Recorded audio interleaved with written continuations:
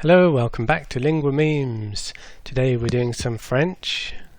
Who have we got with us today? French. Well, when I heard you say we're going to do French, I thought I'd join in. It's Todd here. Because we're making a good go of getting the hang of French, I think, through this process. Yeah. Aren't we? We're getting somewhere. We're getting there, slowly but surely. And this is a game 4, which is like multiple choice, then you type in the answer from memory. And people can play along at home or wherever you are with this game, and it's very easy. You just go to linguamemes.com. Hopefully you can see it at the top of the screen there, linguamemes.com. And you put in a game code, which is? For this game, it's VSGR. That's all in lowercase.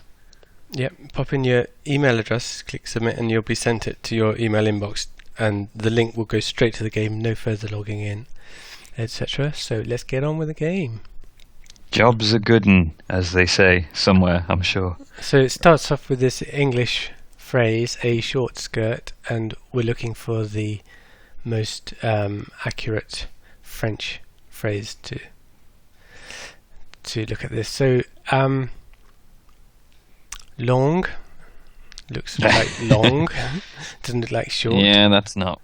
We're in the wrong. Now I've got an idea here, right? We always like to get a bit etymological on Lingua Memes. When you're short with someone, you're curt with them. Ooh, nice one. Yeah. So nice one. Oh yeah. I'm thinking it's got to be caught. But okay, so we've got. Then our choice comes down to, well, pantalon. Come on, that's got to be trousers, right? Pantaloons.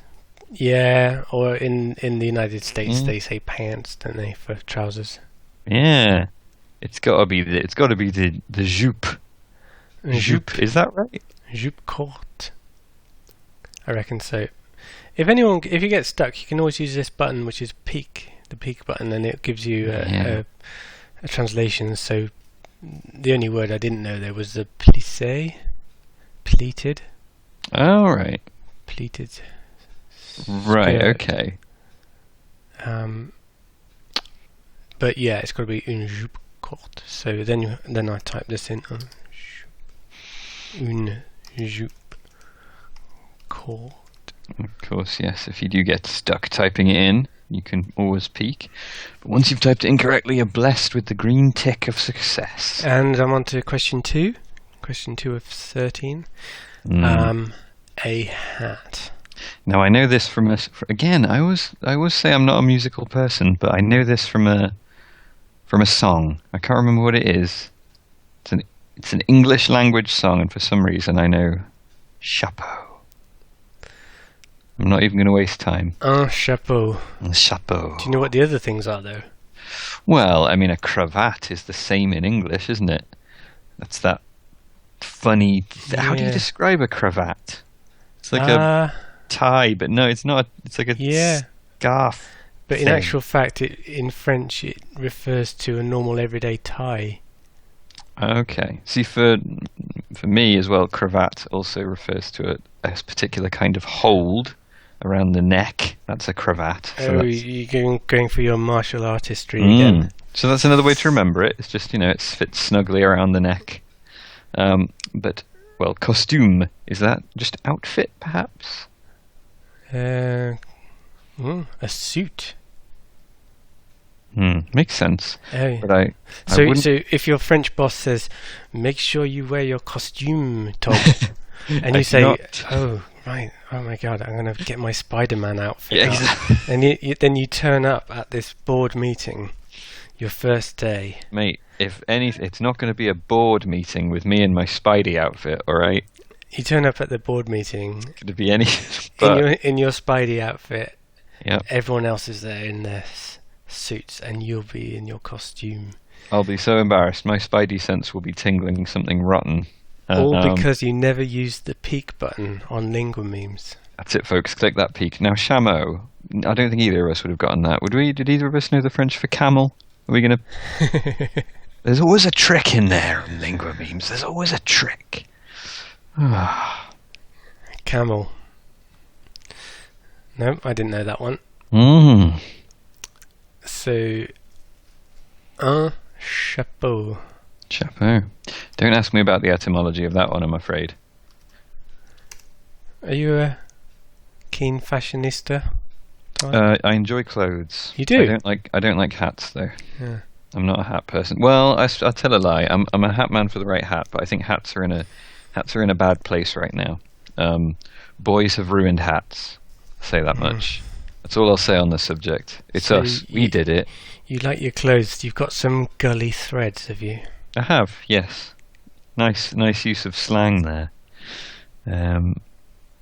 Yeah, I like dressing up and I like dressing down. But I thought I was going to throw you with that.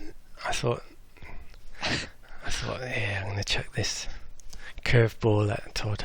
Gully threads. You're trying to outslang me. I've got to hold back my slang when we do this. I'm not sure where it comes from. Oh no, hang on. I've just thought chapeau. Is that just cap? Nice one. Yeah. Yeah, it looks. At least it's something on which to hang your hat on, isn't it? Yeah. Is at least we can kind of, what do you call it? You can sort of associate that word with something, and if I would usually say a mnemonic, something unrelated that you use as a method of remembering something. Yeah, although I very much suspect that it is related. I would imagine so. I'll have a look at the etymology a bit later. Yeah. Boxer shorts. Going back to your martial arts now.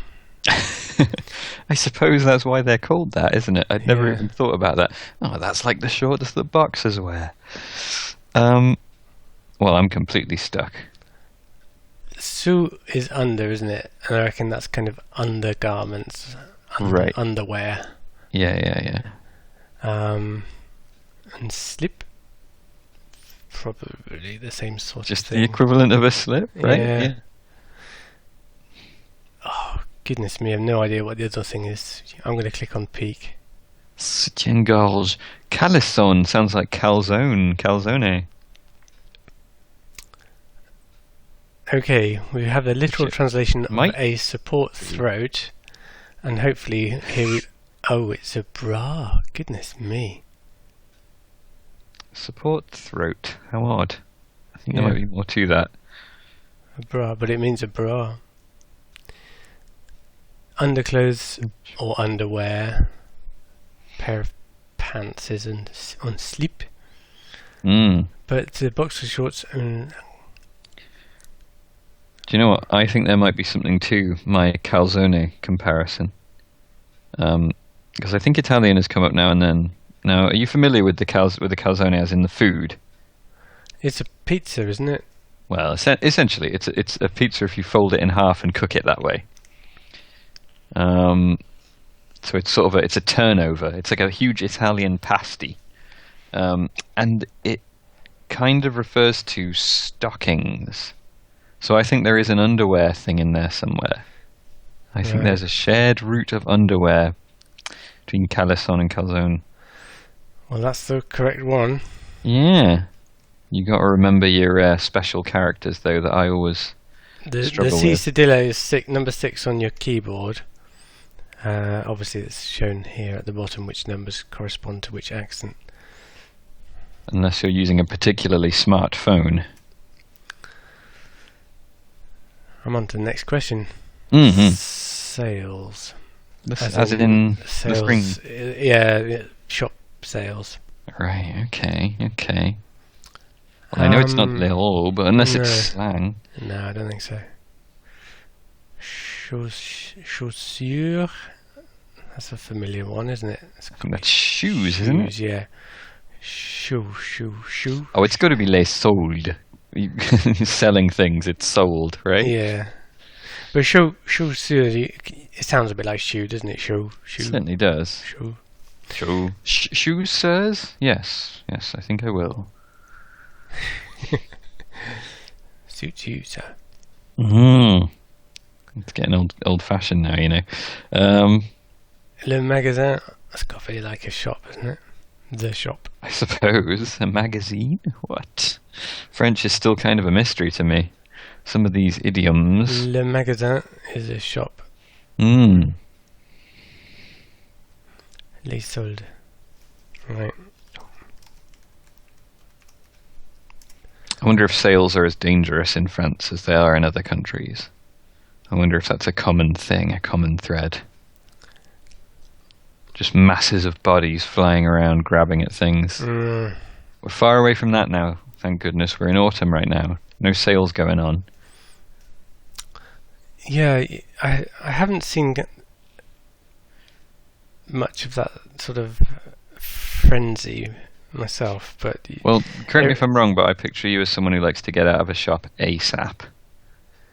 Unless it's a computer shop, like an old-fashioned computer shop with all the old micros there and the games in cassette tapes and things like that. I could spend hours in there, but anything else, no.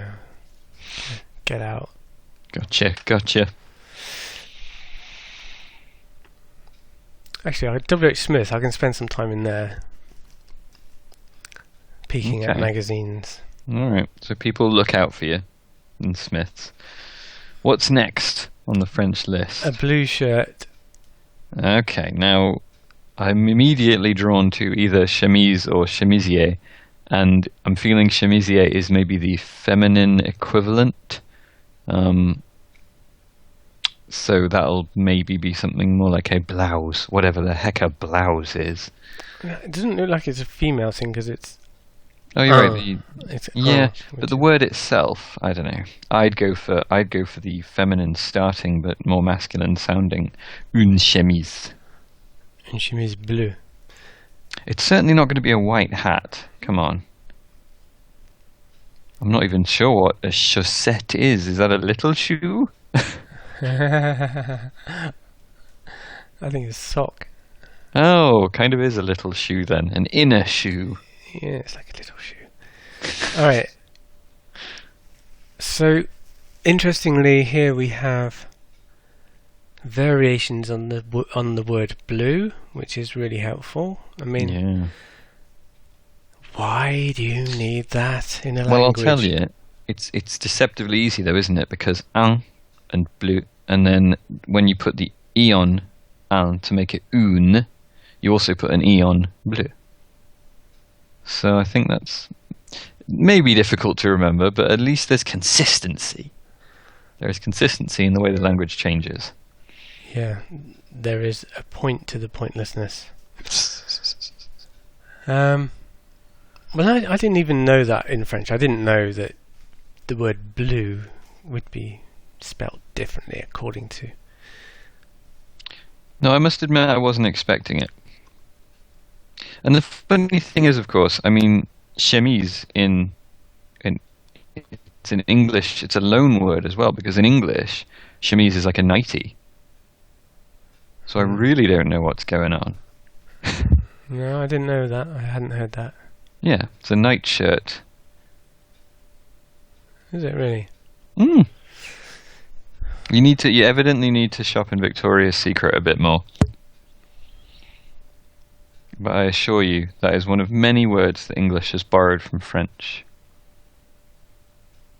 Okay. Une chemise bleue. B-L-E-U-E, because it's a une, apparently. He's not happy with that. Well, we'll have to see. Have to check that one. Have to check with French High Command. Stripy jumpers next. No, I don't. I quite, I don't mind a good stripy jumper. And you've got this English word, really, isn't it? Pullover. I mean, that can't be a French word. So it's an English word that's been borrowed. Another loan word, but the other way around. French. That's great. I mean, pullover can't be anything other than pulling over. Pullover. Pullover. Gilet. A few years ago, people wouldn't know what that was, but it seems to be quite popular in England now, isn't it? It's another Gilet. fashion crime, as far as I'm concerned. A gilet. Is it? Yeah. Yeah. In the wrong context. A gilet is a practical thing, in my opinion. And I think, well, let's just say I've already mentioned hats. And I think there are certain laws in this world that need to be observed. You're a very particular sort of person, aren't you? Absolutely. It's sort of like... It's what separates us from the animals, my friend. It's like, yeah, my EastEnders Mitchell Brothers t-shirt is bang on. That's fine. That's fine. But a gilet, that was a gift from my unofficial sister-in-law. Yeah, it's completely different. I take it as the German word for gift. I would say. Yeah, okay. Poison. We're not here for German though, are we? We're here for French. So what the heck is a stripe? Is it a rayure, like a ray of light? You could be fooled into thinking it was laine, because... It's like a line, isn't it? Or a lane, yeah. Lane. But I happen to know that means wool. Ah. I don't know why. Maybe our linguist has deliberately thrown something into that could be confusing. Oh, it's a bit of a trick shot, yeah. They often do this, though, these sneaky linguists. I noticed this. I know. I think they get bored at home when they're writing these things, and they're like, I know, I'm going to trip them up here. But there's so many loan words from French to English, and this is one of them again. I reckon it's un pullover à rayures. Yeah, I'm with you. I'll just have a look at the peak just to make sure there's other things. Wool, you're correct. Mm-hmm. Laine is wool. I can't believe French borrowed pullover. That seems so... just... It seems comical, doesn't it, to see that word in the midst of a French sentence? Well... At least it isn't Gansey. They didn't call it a nice Christmas Gansey. Things that come over from England to France, it's completely unpredictable as to what will be popular. Like Benny Hill, very popular in France. Pullover, evidently, it's quite popular in France. Right. Pullover, R-A. Y-U-R-E-S, rayure. I'm on the next question. To be fashionable. Fashionable. Able to fashion. Well, I can tell you right now, it's not going to be modeste. Well, you're the dedicated follower of fashion. That's right. It depends, actually, doesn't it? I don't want to get too pretentious, but I mean, it could be fashionable to be modeste. It could be à la mode to be contre la mode. But obviously, contre la mode is against the mode. Counter. Yeah, être un modèle will be to be a model. Well, I guess that's pretty fashionable. But if we're talking in literal terms, it's got to be pie à la mode. Have you ever had pie à la mode? Is that like a pastry thing? Yeah, sort of. I suppose it's an American term more. I suppose people associate it with maybe, I don't know, it's northern, like Minnesota, I think, is where it's originally from. It's pie with a scoop of ice cream. Nope, never heard of it. Believe it or not. And when I say pie, I don't mean steak and kidney. I mean an American dessert pie. Blueberry pie or cherry pie. Yeah, or apple or something. And you just stick a scoop of ice cream on there. And apparently... that is how you do dessert in the USA. What a nation. It's great stuff. But stick some ice cream on your pie. I think do you think there's a connection between a model and à la mode? Absolutely. A model is one who modes. Surely. Right. In which case, it's a nice way of people remembering fashion, isn't it? Is to think, fashion, model, mode. I always think of modern, because that's why pie à la mode was dubbed that. And it's funny because Pie à la mode it's Victorian practically, but at the time it was very new and basically pretending to be a trend.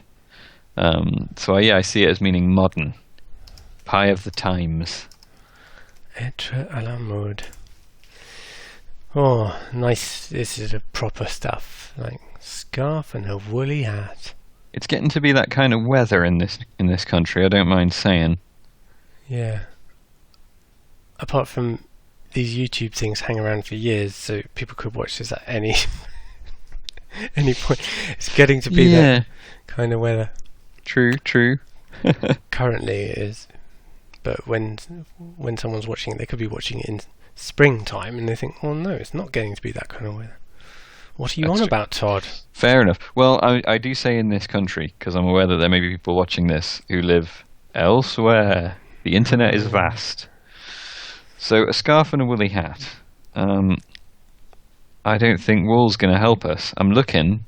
I don't see my precious wool. Rien d'autre. I think that's nothing else. A scarf and nothing else. Oh yeah, je ne regrette rien. That sounds very risque to me.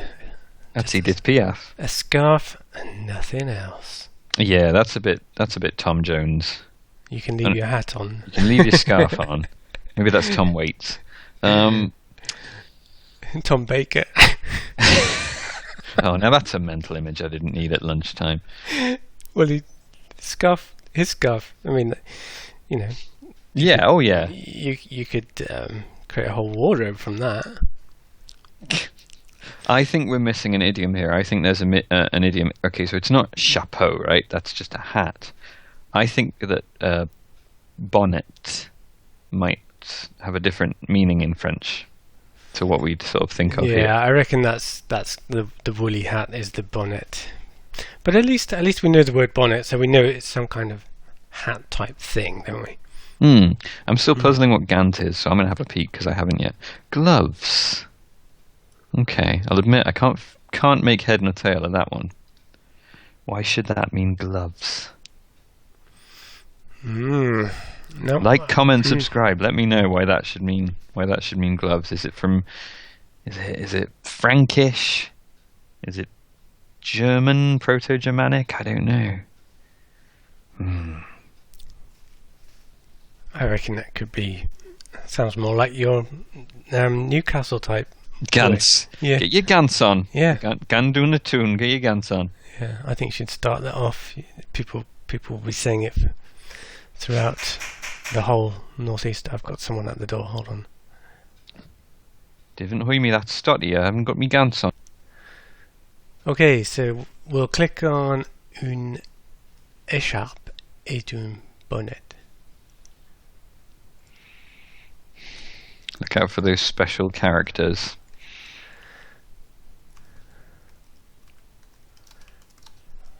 I like saying that.